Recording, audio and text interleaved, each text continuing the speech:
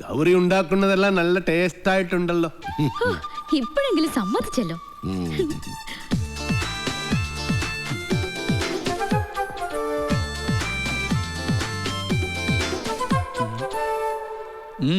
അല്ല, നിന്റെ പട്ടി ബണ്ണില്ലേ? പട്ടിയോ? എനിക്കെവിടുന്ന പട്ടി? നിന്റെ പട്ടി ബരുവെന്ന് പറഞ്ഞല്ലേ നീ പോയത്? അല്ല, പോയാ നാളത്തെ ചെക്ക് ആര് കൊടുക്കും? അതിനല്ലട സാമി ഉള്ളത്. സാമിക്ക് ഓഡിറ്ററെ കാണാൻ പോണ്ടേ? ചെക്ക് കൊടുത്തു പോയാ പോരെ? അല്ല, തോട്ടത്തിലെ വിളവെടുപ്പ് നടക്കല്ലേ? അതിന് പണിക്കാരുണ്ടല്ലോ. ഭക്ഷണം കഴിക്കുമ്പോ ഒന്നും മിണ്ടായിരിക്കും. പോട്ടമല്ലയ്യ, ഒന്നും പറയണ്ട. അശാനെ, വീൽ ചെയറിന് എന്തെങ്കിലും കംപ്ലൈന്റ് ഉണ്ടെങ്കിൽ പറയണേ, വാറന്റി ഉള്ളതാ. ഇവിടെ ഒരു ഗ്ലാസ് വെക്കാനുള്ള സെറ്റപ്പ് ഉണ്ടായിരുന്നെങ്കിൽ ഓക്കേ. നീ വന്നത് ഏതായാലും നന്നായി. നിന്നോടൊരു കാര്യം പറയാനിരിക്കുകയായിരുന്നു. ചന്ദ്രമോഹൻ മീനാക്ഷിക്ക് ഒരു ആലോചന കൊണ്ടുവന്നിട്ടുണ്ട്. അയ്യേ, ഫുൾ ടൈം കള്ളു കുടിച്ചിടക്കുന്ന അയാളോ? അയാൾ കൊണ്ടുവരുന്ന ആളും കള്ളുടിയനായിരിക്കും. നമുക്കതൊന്നും വേണ്ട. ചെറുക്കനാവക ദുസ്വഭാവങ്ങളൊന്നുമില്ല. അഥവാ ഉണ്ടെങ്കിലും എനിക്കതൊരു പ്രശ്നമല്ല. സെറിക്കനുടെ ചുറ്റുപാട് കാര്യങ്ങളെല്ലാം വളരെ നന്നായിട്ടുണ്ട്. മീനാക്ഷി സെറിക്കനെ വളരെ ഇഷ്ടപ്പെട്ടു. ഞങ്ങളത് ഉറപ്പിച്ചു. ഇനി മേലെ നീ മീനാക്ഷി ആവശ്യമില്ലാതെ സെല്ല് ചെയ്യരുത് കേട്ടോ.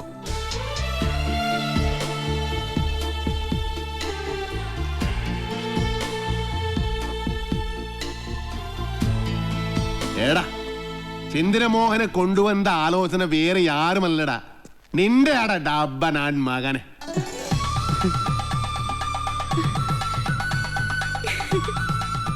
അല്ലെങ്കിലും ഈ ചന്ദ്രമോഹൻ ആള് നല്ലവനാ. പക്ഷേ ഒരു കാര്യം, ഗൗരിയുടെ കല്യാണം കഴിഞ്ഞ് ഇത് നടക്കൂ. മതി, രണ്ടും ഒരുമിച്ച് നടത്താലോ. അവിടുത്തെ സംസാരമൊക്കെ കേട്ടല്ലോ. ഉള്ളിലോരോന്ന് വെച്ചിട്ട് വെറുതെ ബലം പിടിക്കല്ലേ. ഇത് തന്നെയാണ് പറ്റിയ സമയം. ഞാൻ നിന്റെ മനസ്സിലുള്ള കാര്യം ആശാനോടും മുരുകനോടും പറയാൻ പോവാ. അവര് പിന്നെ മല്ലയായിട്ട് സംസാരിക്കട്ടെ. പറയട്ടെ. ഈ മൗനം ഞാൻ സമ്മതമായിട്ട് എടുത്തോട്ടെ? അല്ല, മല്ലയോട് പറയാനുള്ള സമ്മതം. മുല്ലയ്യ, മുത്തയ്യ, മല്ലയ്യ. ഈ പ്രായത്തിൽ ഇനി കല്യാണം? അതിന് ഗൗരിക്ക് അത്ര പ്രായമായിട്ടില്ല. ഞാൻ എന്റെ കാര്യമാണ് പറഞ്ഞത്. ഈമന്റെ കാര്യം നടക്കട്ടെ. എനിക്കിനി അങ്ങനെയുള്ള ആശകൾ ഏനും ഇല്ല. ചുമ്മാ ചാടാണിക്കല്ലേ. ഇപ്പൊ തന്നെ ലേറ്റാ. വേണമെങ്കിൽ ഇപ്പൊ പറയണം. അതെല്ലാം ശരിയാകത്തില്ല. ഓ, അത് ശരി. അപ്പോ വിവാഹം കഴിക്കാൻ പറ്റാത്ത രീതി ശാരീരികമായ എന്തെങ്കിലും കുഴപ്പമുണ്ടോ?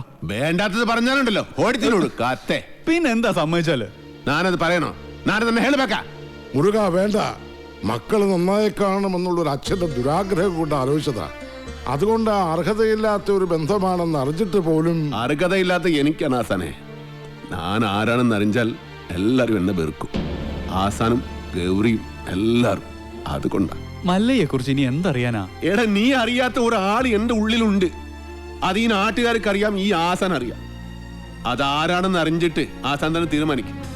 ആസാന്റെ മഹൾക്ക് പറ്റിയ ആളാണോ ഞാനെന്ന്. മല്ലയ്യ പറയുന്നതൊന്നും എന്നാ ശരിക്ക് പറഞ്ഞു തരാം. പണ്ട് കുറെ കാലം മുമ്പ് നാട്ടുകാരുടെ പണവും കത്കൊണ്ടുപോയ ആസാനെ ഈ ഗതിയിലാക്കിയ ഒരു കള്ള ഹുടുകനെ ആസാൻ ഓർമ്മയുണ്ടോ? ആ ഹുടുക ആന. പണം കത്കൊണ്ടു പോകുന്നു എന്ന് കരുതിയിട്ടല്ലേ ആസാൻ എന്നെ തടഞ്ഞത്. പക്ഷേ ശരിക്കും നടന്നത് എന്താണെന്ന് ആസാൻ അറിയാം.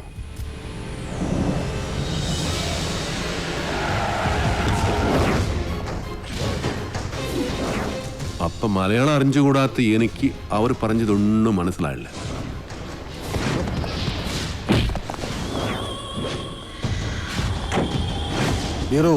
ആ ദുഡ്ഡൻ പെട്ടി എത്കൊണ്ട് ഓടൂ.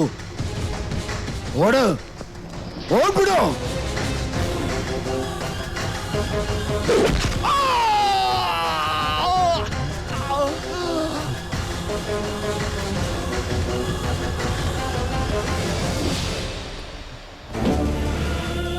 ಅಣ್ಣವರೇ, ಅಣ್ಣವರೇ, ಅಣ್ಣವರೇ, ಏನಾಯ್ತು ಅಣ್ಣವರೇ? ಮಾತಾಡಿ ಅಣ್ಣವರೇ, ಏನಾಯ್ತು ಅಣ್ಣವರೇ?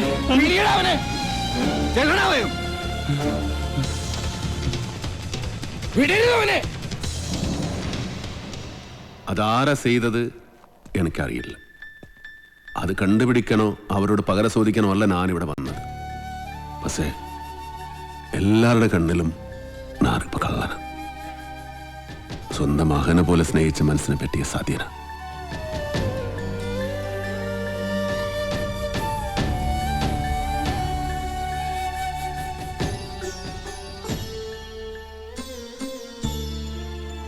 മറ്റാരെയോ രക്ഷിക്കാൻ അന്ന് കുറ്റം വീരുവിന്റെ തലയിൽ കെട്ടിവെച്ചതാണെന്ന് എനിക്ക് സംശയമുണ്ടായിരുന്നു. പക്ഷേ കുറുപ്പച്ചനോട് ഞാൻ പലയാവർത്തി ചോദിച്ചിട്ടും വീരുവിന്റെ പേര് തന്നെയാണ് അയാൾ പറഞ്ഞത്. പിന്നെ ആ സത്യം അറിയാവുന്നത് മിണ്ടാമയ്യാതെ കിടക്കുന്ന ഉണ്ണിത്താനാണ്. ഇനി ആ സത്യം അറിയണമെങ്കിൽ ഉണ്ണിത്താൻ സംസാരിക്കണം. എങ്കിലേ പഴയ വീരു തെറ്റുകാരനല്ലെന്ന് ഈ നാട്ടുകാർ വിശ്വസിക്കൂ. ഒരു തെറ്റ്, ഒരേ ഒരു തെറ്റ്, അത് മാത്രം ഞാൻ ചെയ്തിട്ടു. അത് ഹാസനോടാ എനിക്ക് രസപ്പെടാൻ വേണ്ടിയാ അങ്ങനെ ചെയ്തു. എല്ലാ ചട്ടമ്പികളുടെയും അവസാനം ഇങ്ങനെയൊക്കെ തന്നെയാ. ഞാൻ ചെയ്ത തെറ്റുകൾക്ക് ദൈവം എനിക്ക് തന്ന ശിക്ഷ അത്രയേ ഉള്ളൂ. ഈ അവസ്ഥയിലിരിക്കുന്ന എനിക്ക് എന്റെ മക്കളുടെ ജീവിതത്തെക്കുറിച്ചുള്ള വേവലാതിയേ ഉള്ളൂ. അവർക്കൊരു ജീവിതം കിട്ടുമെങ്കിൽ പഴയതെല്ലാം മറക്കാൻ ഞാൻ തയ്യാറാണ്.